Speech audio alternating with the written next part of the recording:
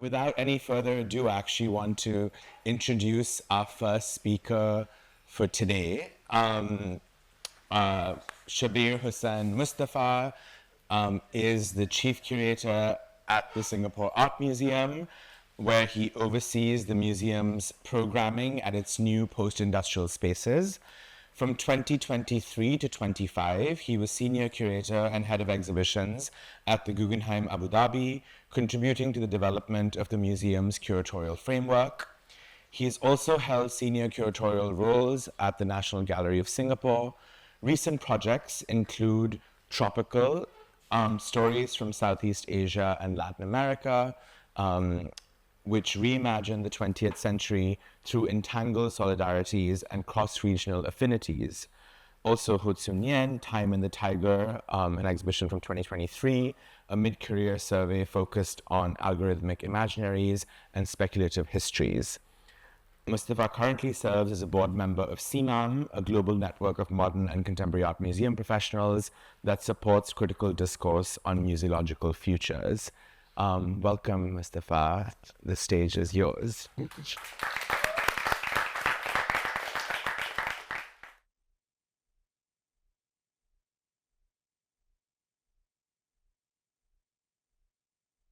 Good morning, everyone. It's already been an intense morning, I may say. I do a lot of approval papers all the time, so I know what it means to sign documents. But I thought today I'll do something a little bit different. You'll see that the slide has three words. The tropical, modernism, and the museum. And upon our incredible moderator, facilitator's request, I started thinking about certain phrases that have recurred. There are other words, two other words that I am in the midst of adding. So you'll see that in some ways my life kind of ends in 2023. That's because the two words, I'm not sure if I like them or dislike them. Whether I like myself or dislike myself after I write it. I have already written them. I just refuse to send it out into the world. But I will be sure to share those two words with you when the time is right. And the way I'm doing this is today in the morning when I woke up, I quite literally tossed a coin in my hotel rooms to pick which word I would speak about. Only our moderator has seen versions of the three slides that I have. But a lot of my work is based within and inside the museum. No, I have not worked anywhere else, truly. And this is the irony of my life, because until 2006, so exactly 20 years ago, I'd never been inside an art museum. I grew up in Sri Lanka, and I believe that Sri Lanka was basically the place, the island, the most beautiful island in the world. Sure. And then I moved to Singapore, another island. And then I was in Abu Dhabi, another island.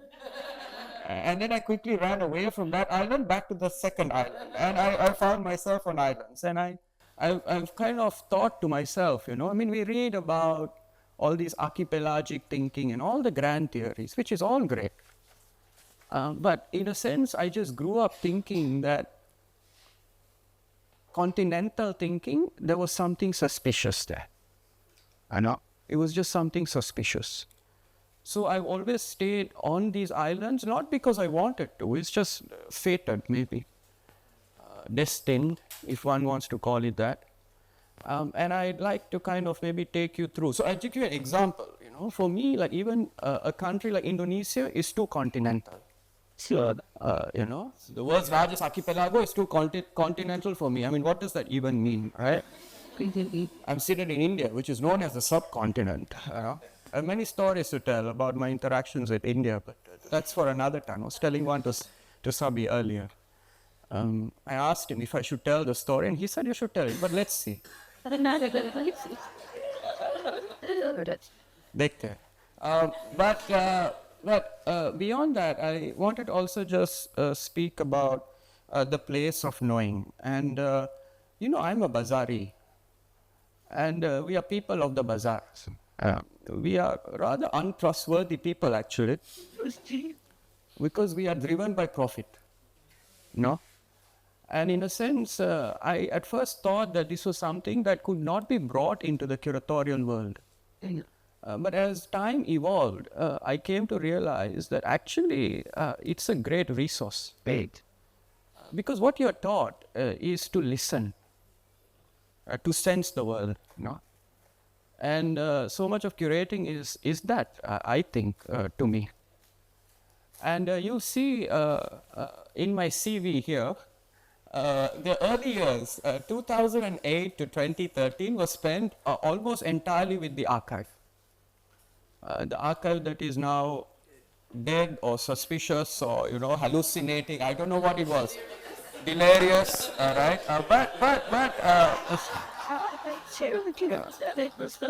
Someone told me in the morning that you have to tell ChatGPT not to give us adjectives.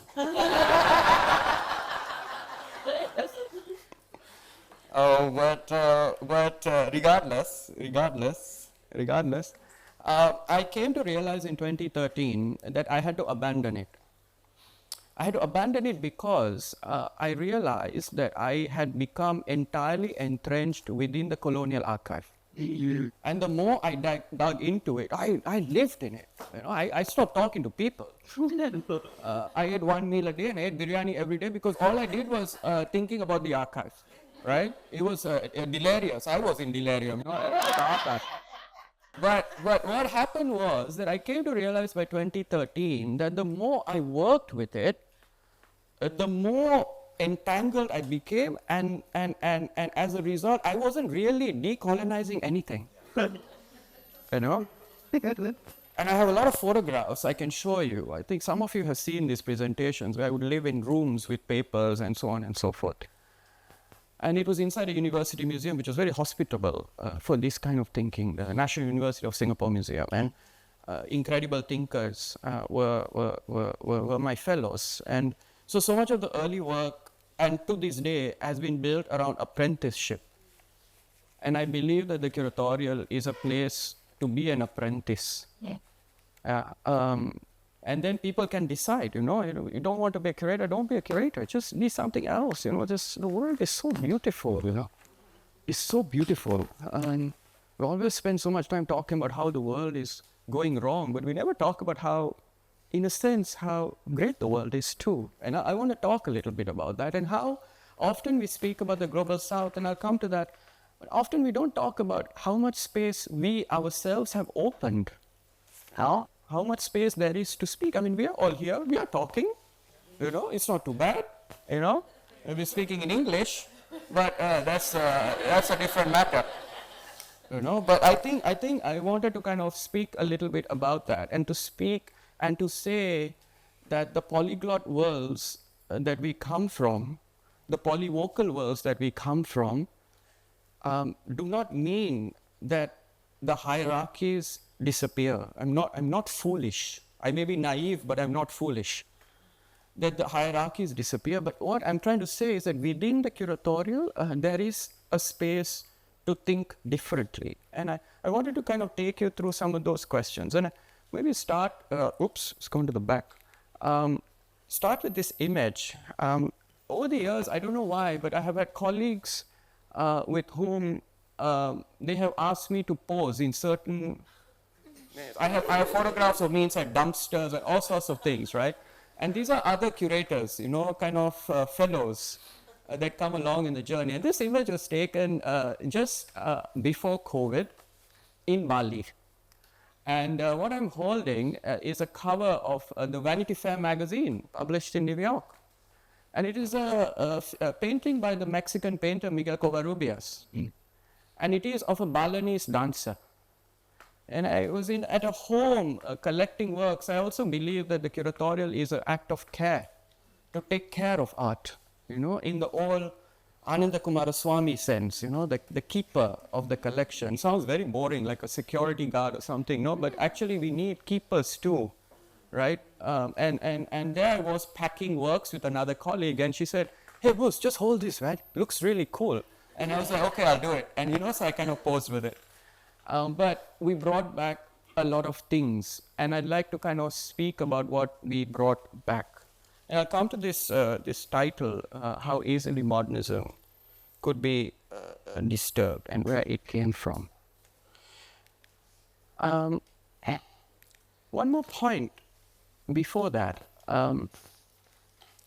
is really about a kind of a condition that I have maybe existed in or am thinking through, which is an idea that I have written about recently after about 10 to 15 years of thinking it through with the people you will see in a little while. You will see some of the characters of the story, is what I call a sly tropicality, right?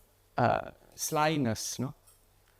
It is a phrase, it's a medley from two thinkers. Homi Bhabha's sly civility. And sly civility is, what is that? It's like a kind of a person who is sort of always there, but a little bit like suspicious, kind of looks like you, but is actually not you. They don't really know what the origins of this person is kind of dodgy, right? And the other is, of course, Ashish Nandi's concept of the non-player, right? So the non-player, he kind of regresses. No? He doesn't move forward. He's always moving sideways. The vanguard sometimes, right? We call. What's wrong with this person? Why is this person always moving sideways? Right? And I took these two phrases and I kind of concocted my own. And I've been thinking a little bit about this phrase in two forms. One is, of course, about what it means to really create a critique of the so-called canon from within, right? And what does it mean to develop this from outside of the territorial West, right? I will always be outside the territorial West. I don't romanticize it. It's just my condition. But curatorially, I find it fascinating and promising even, and I'm optimistic of it. And the second, of course, is to think about these kind of what we call the South-South. There's a lot of discussion nowadays on the global South, Hum Sab Ek Hai, all this kind of stuff. But actually, when you think about it, right, are we really in that space, or are we actually trying to access something slightly different? And my contention is, and it's a contention, that we are not seeking equivalence, I think. Right? It's not about equivalence with the West, or it's equivalence with Latin America, or equivalence with Africa, or anything of that sort. It's just co-presence, to be next to each other and to be okay with it. That I may not agree with you, but let's still be next to each other. And I think this is what I've always expected also from my colleagues in the West. And in a sense, not a demand, and it's just expectation, It's an expectation that we can be co-present. And without kind of going into the bigger polemics of whether we are equals or not, because that is a different form of liberation. And maybe it's a liberation that exceeds me as a curator, I feel. So I just wanted to kind of foreground this forward and maybe slowly complicate this question as we go along. I have a lot of slides. I'll try and tell some stories. Please forgive me for being a little bit fragmentary. My dear friend, the writer, curator, thinker, Patrick Flores always tells me that, please, Mustafa, be careful of fluency. You know? Be careful of fluency. So I work very hard to try and be fragmentary. So I will try my best. I will try, right? I will try. So please, whenever the time's up, right, I will just stop speaking and then we go into more polemics. But I just wanted to kind of begin with images, the image of the modern, the place of the modern.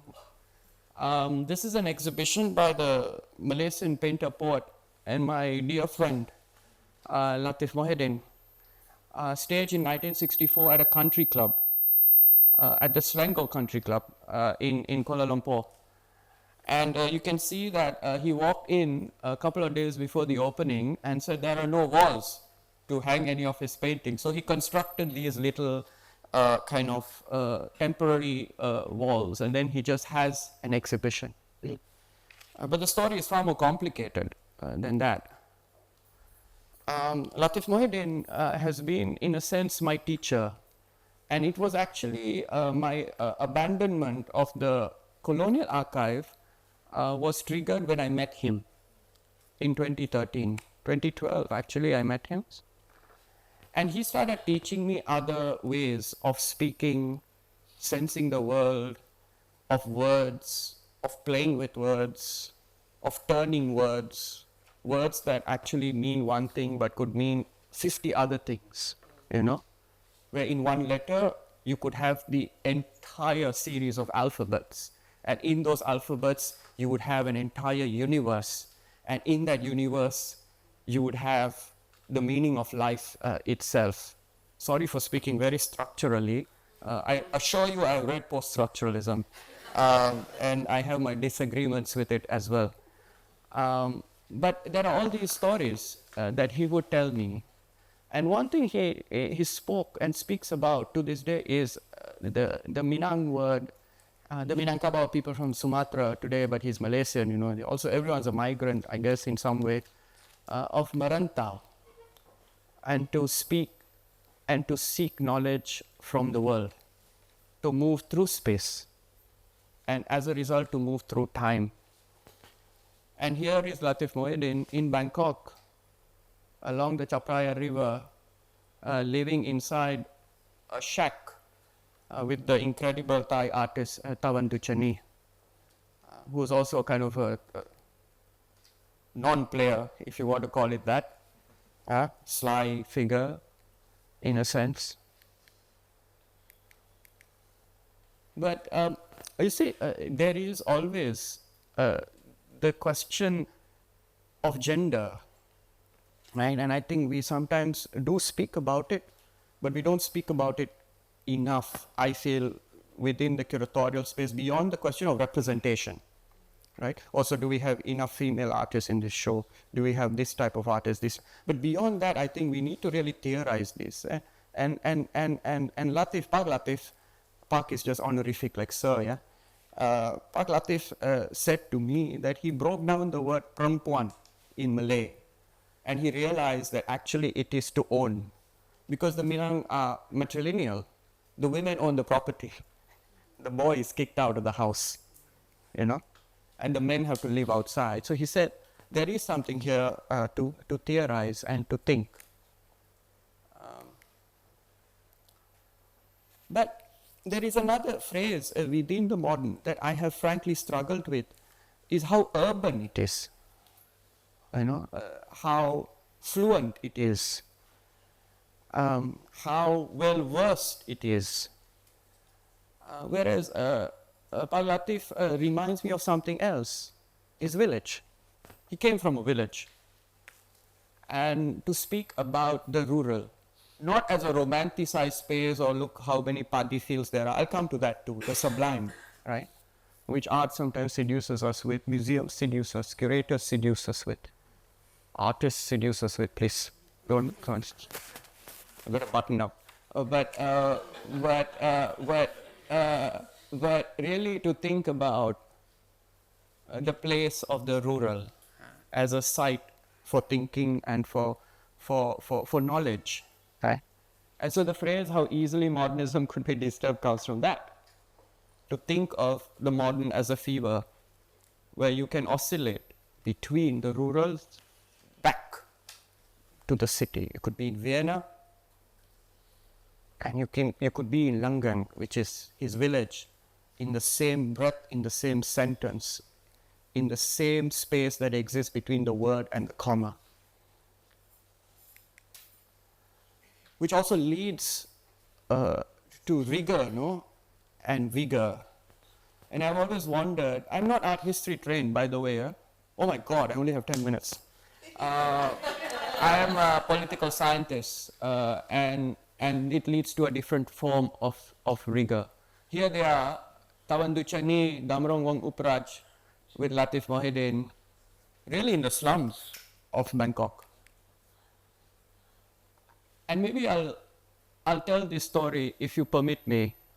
This is an incredible image. Latif Mohideen is standing in the center, and there is a man standing next to him, the tallest man, Sangan Rodbun. This is at the height of the Vietnam War, where he's moving through Southeast Asia, right? Southeast Asia is insurgent, burning almost because of Great War politics, imperial forces. And Sangan Rodbun is a Thai artist, but he's the principal in Laos. And this is, I believe, the only image that exists of the art school in Laos. Mm. And Latif gets there. And one day, Sangan Rodbun is sleeping, and a bullet goes above his head. He wakes up and realizes it's time to go back home to Chiang Mai. And I had his daughter, the incredible Sompon Rodbun, recall this story in a moment, and that's one of my very important collaborators, Tamara Sko. So they're recalling the story. So I think through reconstruction, right, something else happens to the modern. Right? It's just in the story. It's just told from one person to the other. It's not museological enterprise in that sense.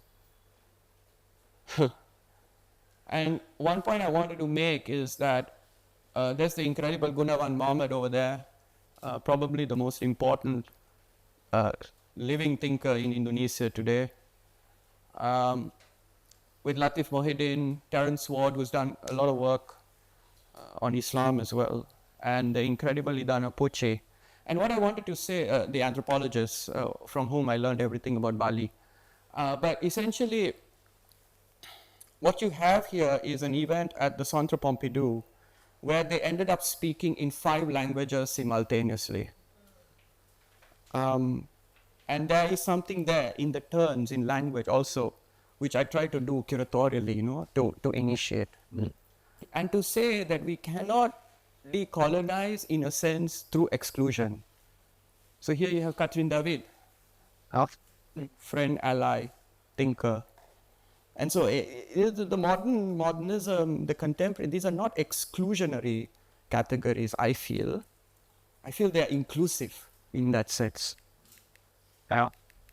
I'm going to go to, these are exhibition shots, right? So you can see that exhibition happened and I got paid. And but I wanted to kind of go into this because these are the translations that Latif has undertaken. He translated Goethe's Faust, Part 2, from German. He's completely fluent. He was in Berlin when the Berlin Wall went up from 1960 to 64. And all these incredible classics, including Rabindranath Tagore's Gitanjali. And whilst you do have the political, it's incipient. He's in Hong Kong in 1970 and he sees the Vietnamese refugees. And he writes this in honor of them, if you will. He says, "Come aboard, my motherless friends, there is a different blue island with a different shade of blue." So the rural is there, is always there, in the same breath. And which brings me to just the last, or maybe last 2 points. I still have about 60 slides to go, but to this work he showed me one day called Tropica, and the word tropical. Right? This is a print he made in New York City at the Pratt, and it's essentially kind of this, right? It's a kind of a movement of the body, a kind of a contortion, right? But the Tropica is a kind of a deep inner consciousness, kind of from the recess. That don't mess with me. I know what I'm doing. I may not look like you. I may look like you. I may speak like you, but I'm not you. I'm really myself, not other, but myself.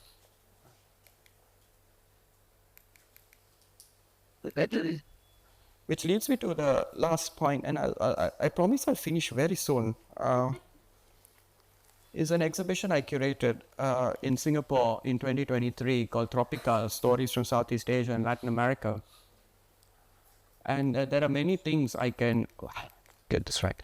I can tell, but I'm just going to go through, right, and just show you the act of reading, and that this is all kind of there's no fixity in this space. But I want to tell you one story about Paul Gauguin. So as we are planning the show, this is Singapore, rich country, right? World-class infrastructure, right? We sent a lot of requests to museums in the West that we wanted one Paul Gauguin painting. Just one. Just one. We always got so many rejections, all rejected. There were two things that were cited. Number one, that the work cannot travel because it's too sensitive. The tropics, and that it was too important to the narrative. And I wondered, like, my God, I thought Paul Gauguin was like a pederast and so on and so forth. So how come he is still so important to the narrative? I wonder, the double consciousness that we are always reminded. And then Adriano Pedrosa, who curated Venice, he said, hey, we have two, you can have one. So this came from Sao Paulo, from the tropics to the tropics. I can go into other things, I meet the deliverer, it's very long, very long. But one last story before we go is the place, and I do this in my work, of fabulation. I've done this when I was working with the archives, also a lot of fabulation. I would mythologize, I would make things up, not alone, but with some friends, about conversations that may have never really happened, but they actually did happen, or the other way around. But this is an incredible story. In Manila, I was told, close to 20 years ago when I went there, a story that Victorio Edades, one of the painters of this work, was in New York City. And there he met Diego Rivera, right? And they had these incredible conversations, and then Victorio Edades returns back to Manila, and they start the Muralismo movement, that here we will now decolonize. I spent close to 2 decades trying to track that story down, even convince someone to do a PhD on that. They never met. There's no evidence that they met. But the fact to me is that the story is told over and over and over again in the kind of circles of Manila, says something to me. And so we built an entire exhibition around these kinds of fabulations and stories. I write about it also, in different forms. I'm just going to go through images. We spoke a little bit about digestion. I mean, there you go, anthropophagy. Paul, yeah, the Paul Gauguin painting. Yeah. With workers, the great Zainul Abidin is there. Some people question me, it said Southeast Asia, right? And then I had Bangladesh and Sri Lanka in it. And they said, my God, this is not a Southeast Asia show, you have messed up the geography.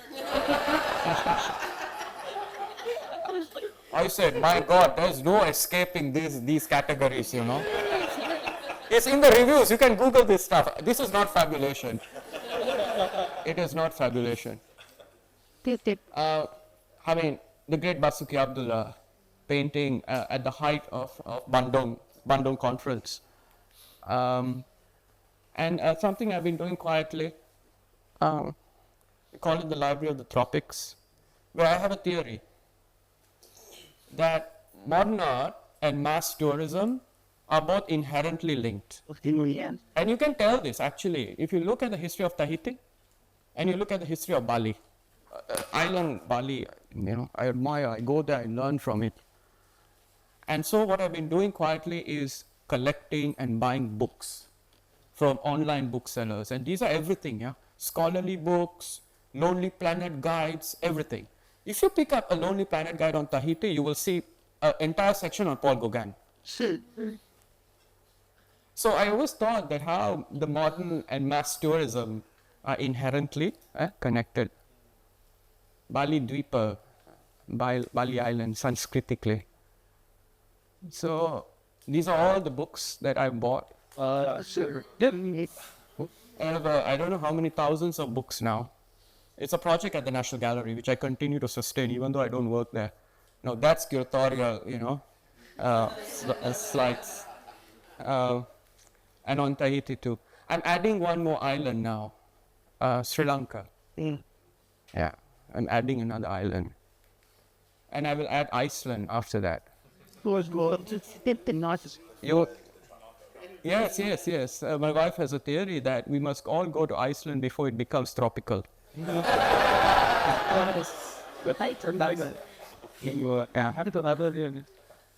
Many stories I can tell. The great Leisure Clark's works. But maybe I'll stop here and 2 slides. Some of you may recognize the individual in the image, the undefeatable Patomitter. I sometimes think that I made the show just for him. Imagine to make an exhibition for one thinker. And of course, I won't go into Pato's critiques. I think they are there for us to read and think. But I want to show you something, and I'll end with this. So in what year was it? I think I wrote it there so I don't forget. 2013, I think.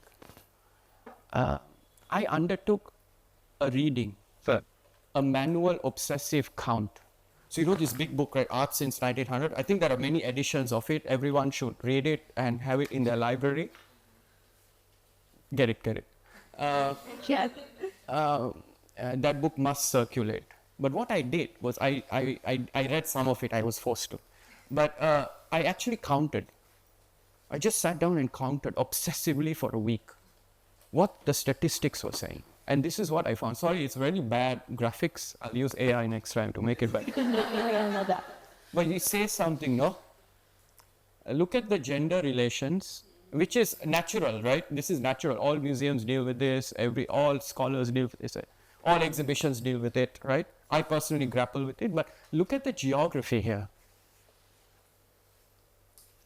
It says something, It says something. Yeah. What's the statistics for now? Right? For that book, for that edition. Yeah, for that edition. Yeah. There have been new editions since then. Buy the new one.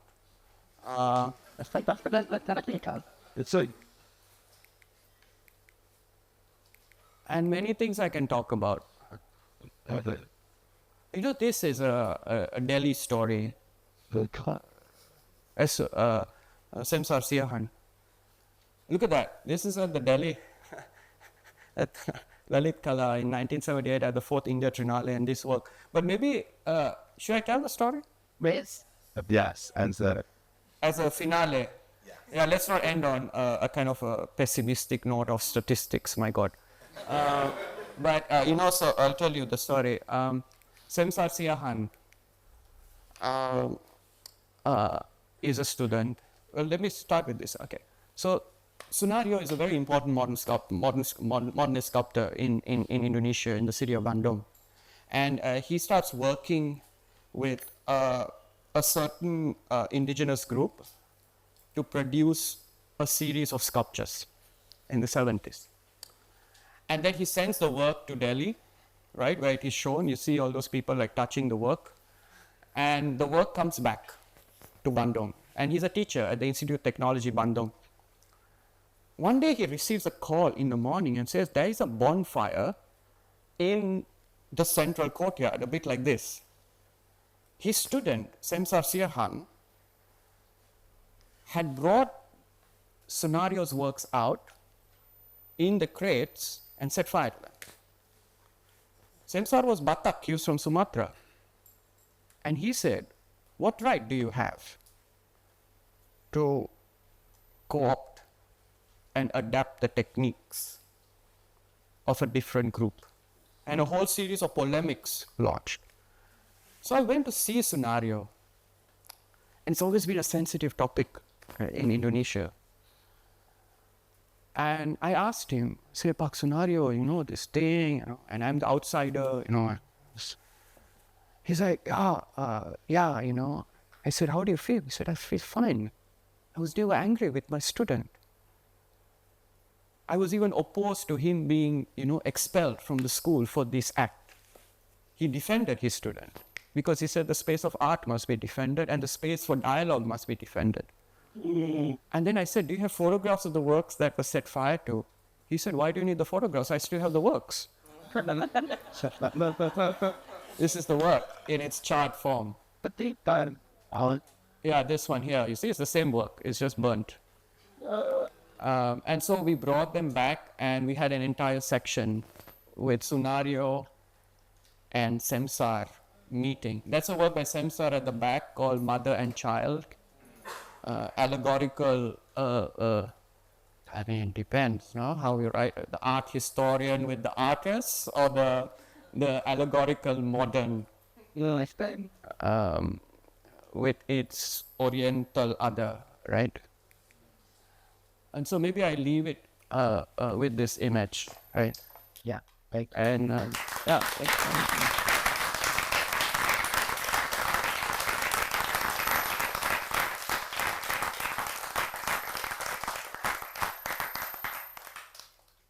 many Yes. fragments that Yes. us to those. Sorry. I think I'm gonna ask you, Mustafa, just to think with us a little bit more about the term modernism, and to kind of maybe speculate further. I saw that there was a conference titled How Easily Modernism Could Be Disturbed. But maybe I want to also ask you to think about how we might think of it not just as being disturbed, but being distributed in a certain way across these geographies, but also across a kind of desire that runs for the modern among artists in different parts of the world. You did point to the kind of urbanity of that imagination of the modern, but actually through many of the projects that you've done and the artists that you focused on, you kind of also lay out the struggle for it, the fight for it, the ownership of it across these kind of distributed geographies and ideas, let's say. And so maybe to think as part of your practice in an institutional context that is trying to also assemble a certain kind of collection, to think about producing a narrative around modernism for a geography that is necessarily scrambled and not perfect, but one that is evocative and important for us to think from today, speaking of vantage points.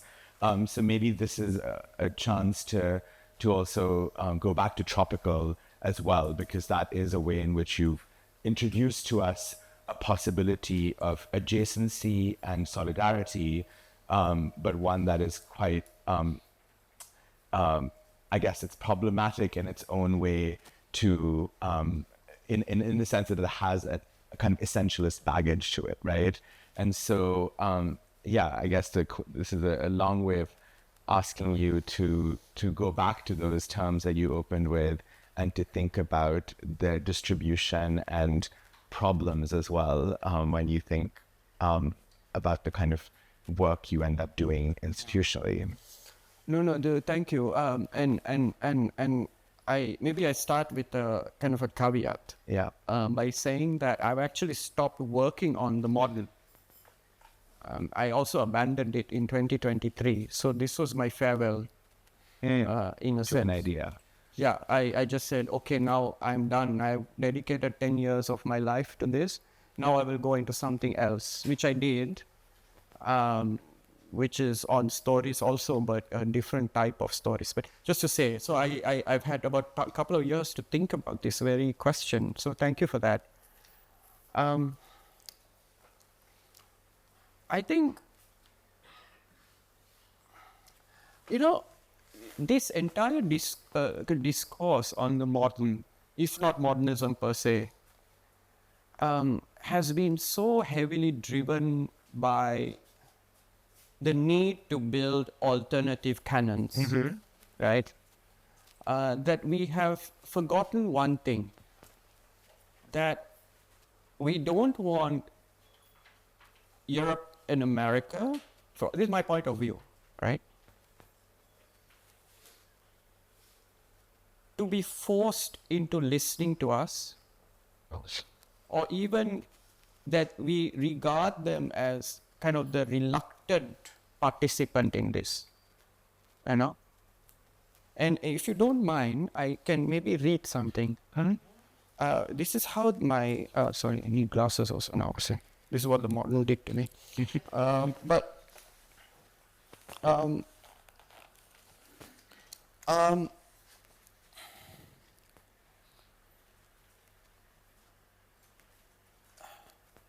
Through its interwoven narratives and maneuvers, Tropical, the exhibition,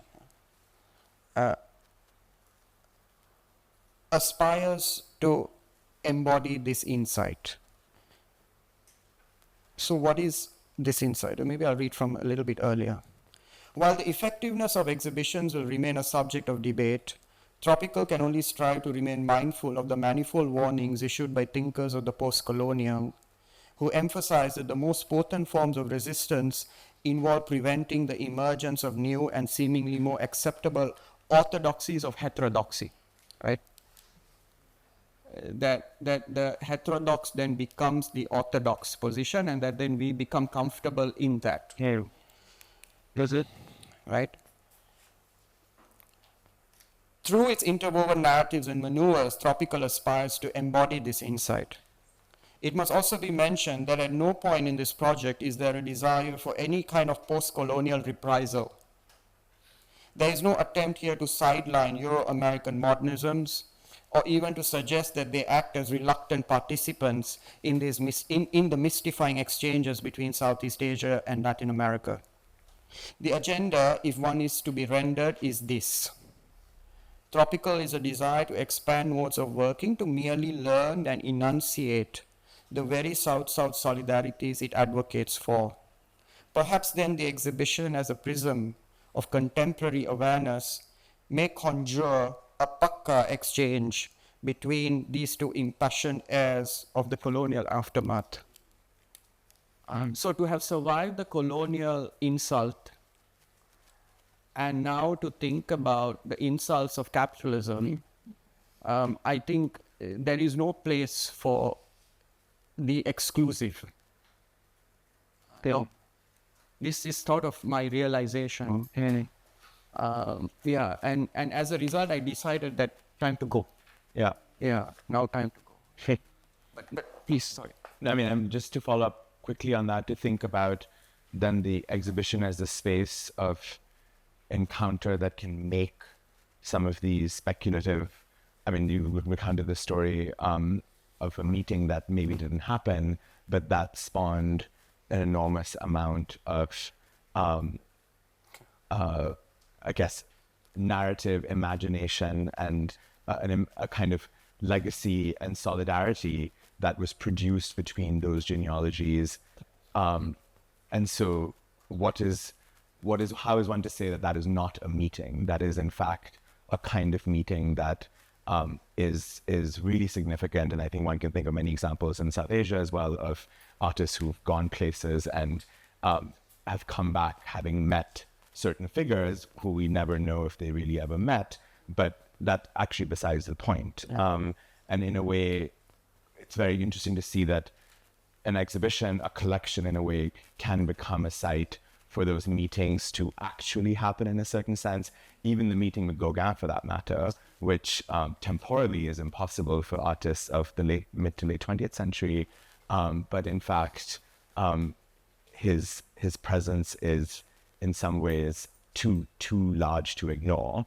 And in that sense, I also wanted to ask you actually about the install that I know Priyanka commented on, because you did choose to use, if I saw that image correctly, Lina Bobadi's structures from Masti in Sao Paulo to display those works. So just to say a little bit about how you constructed that encounter in exhibitionary space. Yes.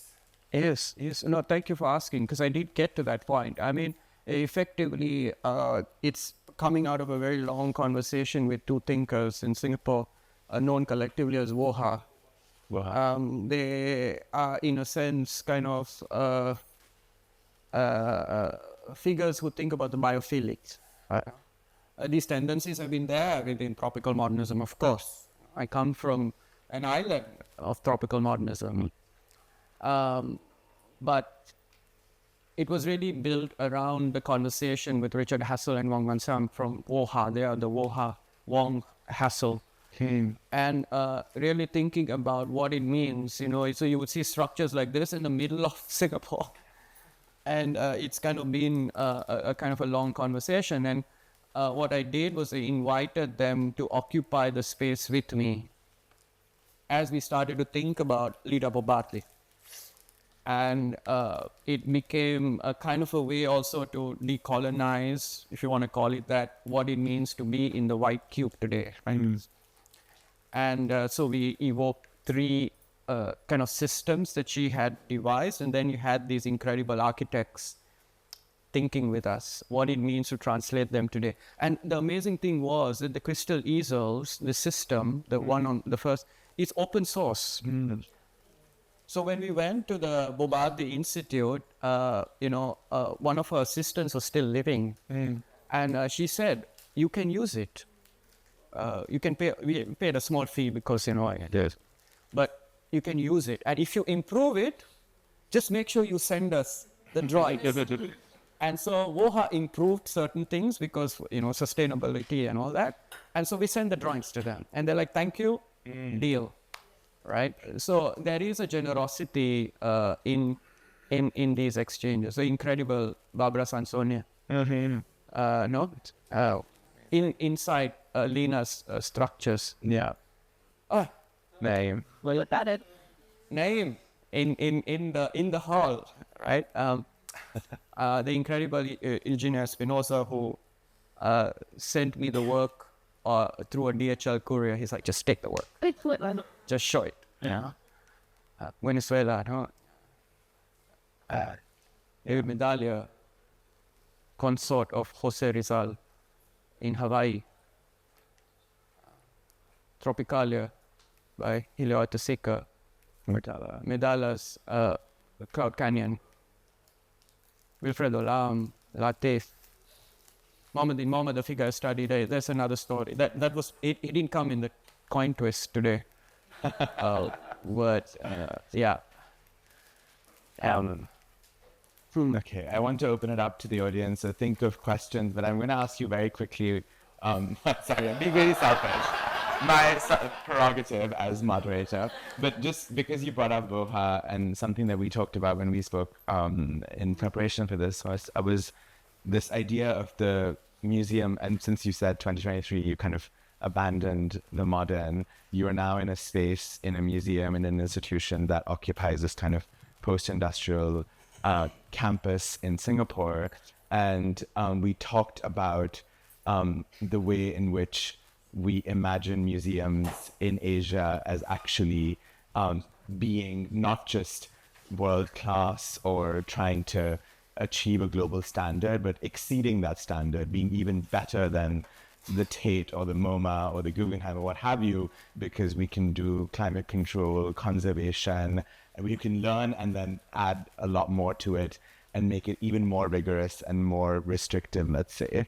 And you are talking about being in this museum with a massive footprint that generates hundreds of thousands of dollars in electricity bills for air conditioning.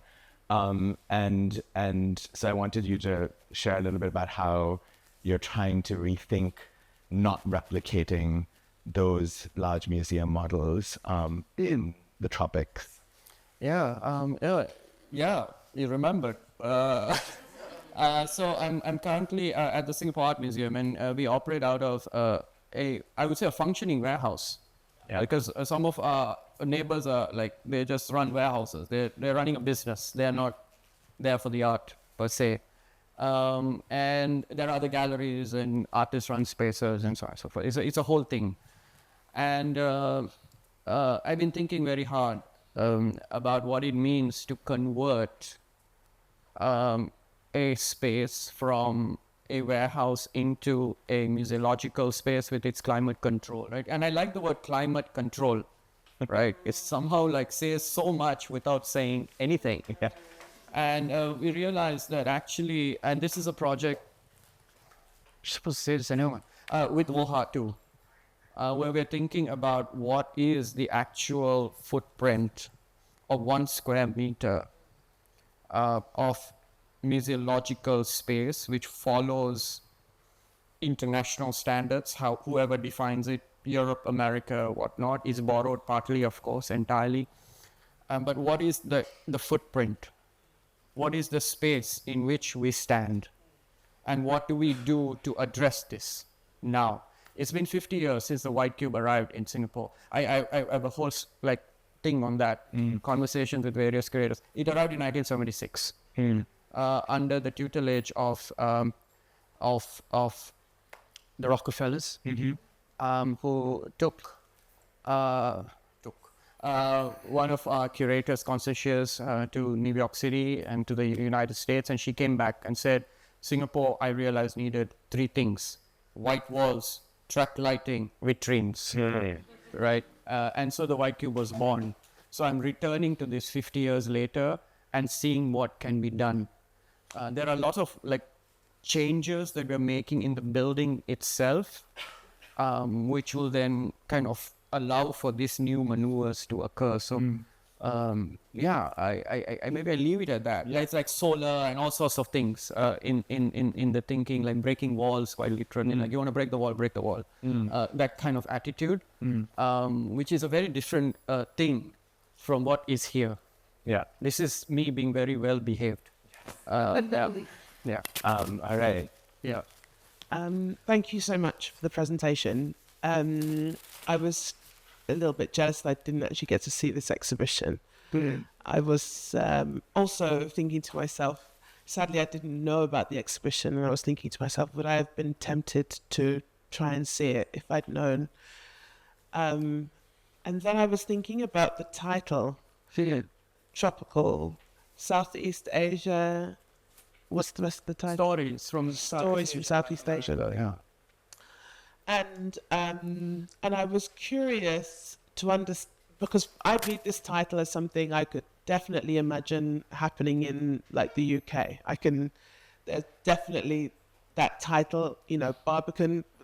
We're running to see this show, right? So, but I was wondering, in the context of Singapore, because of, I think, the reason I was thinking about that is because of this relation of the tropical being something that I can't reach, that I can't get to. But within the context of Singapore, the notion of the tropical, I was interested to understand how is the notion of the tropical read within Singapore, and did it have the same effect? With respect. Yeah. In fact, it's very connected to, one of my questions was connected to what Sepaka just asked, because Singapore is identified as a garden city. So how does this kind of play out, as Sepaka is asking? I'll ask my other question after you've done it. Ask it, so we can. Okay. So very quickly, in fact, because I think there was something very generous and kind of you to say that, the term modernism is in fact inclusive, it's not exclusive, but the pie charts and everything you showed was exactly the opposite. So exactly what was that formulation of considering modernism as being inclusive? Sorry, can I Save some questions for the end of the day. because that was the second part of the question actually, was about this insistence on modernism, because also the way in which also you imbue Lila Bobardi, anyway, it's a bigger conversation, but I'll take you away in a bit. No, okay, I'll answer that quickly. I'm not trying to get out of it, but there's a longer conversation there. But I'll answer that by saying that it is inclusive in as far as we are able to speak today, right? That we are able to speak,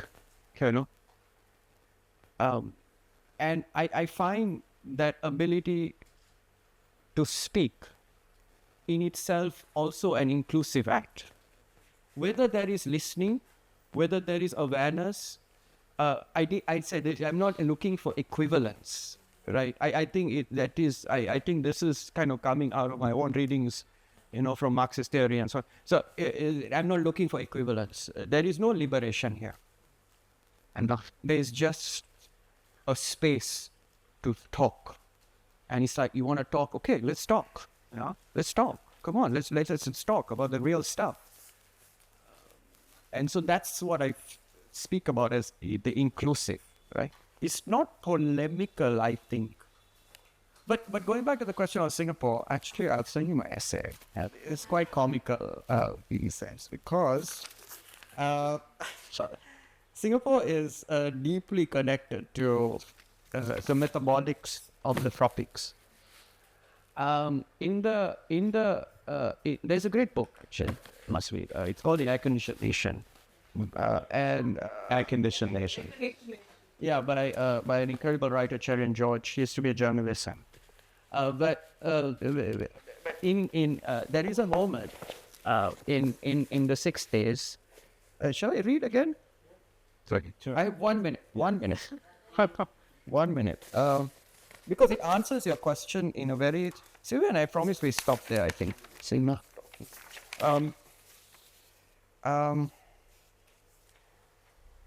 Okay. Lee Kuan Yew, the founding Prime Minister of Singapore, deserves mention here. Lee maintained a lifelong fascination with air conditioners and microclimates. Located just 1 degree north of the equator, Singapore is characterized by uniform temperature and pressure, high humidity and abundant rainfall throughout the year. In 1999, when Lee was surveyed by the Wall Street Journal, he observed that the air conditioner had transformed productivity in Singapore. So much so that, and this is a quote, before aircon, mental concentration and with it the quality of work deteriorated as the day got hotter and more humid. After lunch, business in many tropical countries stopped until the cooler hours of the late afternoon, close quote. Lee argued that climate control enabled by the air conditioner meant that, quote again, tropical zones need no longer lag behind, close quote. The quest at optimization led to an architectural revolution in Singapore from the 1950s onwards. Public buildings and transport, shopping malls and museums, tourist attractions and nature parks, including the zoo, I was there a few days ago, and even sidewalks aided by tree planting and covered walkways were transformed to maintain temperatures at a steady 23 to 26 degrees Celsius, instead of the unregulated average that usually ranges from 25 to 32 degrees Celsius. And I'll end here by saying, Lee went on to suggest a future invention, a personal gadget every tropical denizen could adorn, which could take the form of, I quote, a light polyester air-conditioned undergarment enclosed around the neck, wrists, and ankles and battery operated. Everyone can then work at his optimum temperature and civilization can spread across all climates. Close quote. Like, on that hopeful note, Yes! thank you.